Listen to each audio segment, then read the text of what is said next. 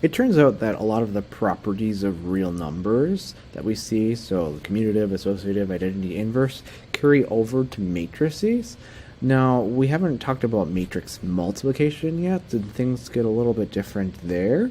We'll get to more of those details kind of in the next section, a little preview in this section still though. So with matrix addition, it does turn out that we have all of these properties of commutativity, associativity, identity, and inverse hold. And so I've kind of exemplified that by generally showing that in the red text there, and then just specific examples I kind of made up in the blue right there. You probably don't need to jot this down. If you want to, you certainly can, but definitely take the time to kind of look through these and make sure you understand that, yep, okay, commutativity makes sense, associativity makes sense, identity makes sense, and inverse makes sense. Specifically just for addition of matrices right now. We'll get to multiplication at a later point in time. So there's a few things that we kind of need to define, specifically related to the identity and inverse properties. So there is a matrix that we can call the additive identity matrix. And so when we talked about real numbers, remember that the additive identity, we're talking about numbers, not matrices, is the number 0. Because whenever you add 0 to something, then you keep that something the same. So we do have an additive identity matrix, and it's really just a matrix that contains all zeros, of course. Now we give it a name, and so the name that we give that matrix is we give it the name a capital O. So make sure you understand that that right there is a capital O.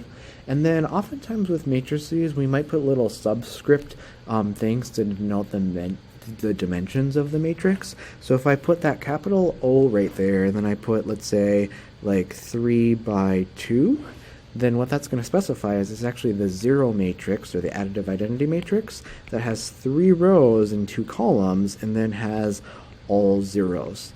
So note that those are all zeros inside of there, and then I named it with a capital O, not a 0. So that's the additive identity matrix, and so you can see that in play right here when we illustrate the identity property, because when we added 0 to that matrix, it kept the matrix the same. So make sure you understand that we reserve the letter O for the 0 matrix. So don't name matrices O unless it's for sure the 0 matrix. And then we also have what's called the additive inverse matrix. So remember, when we're talking about additive inverses for just numbers, so if I wanted the additive inverse of, let's say, B, it is negative B, because if we're adding, then they're going to inverse each other if you do B plus negative B, because it's going to equal 0. So they cancel each other out and actually equals the additive identity of 0.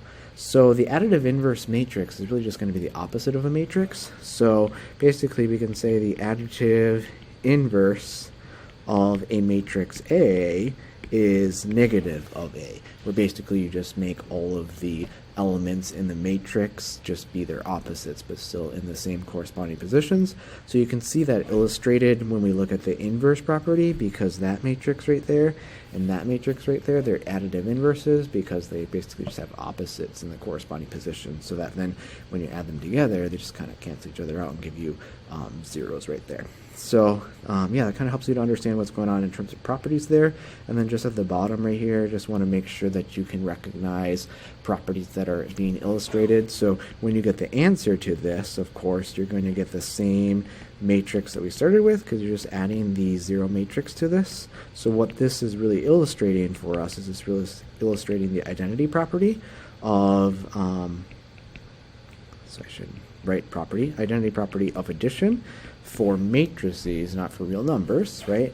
And then when you add these matrices together, you'll notice that there's just all opposites in the corresponding positions. So you're going to get a matrix that has all zeros.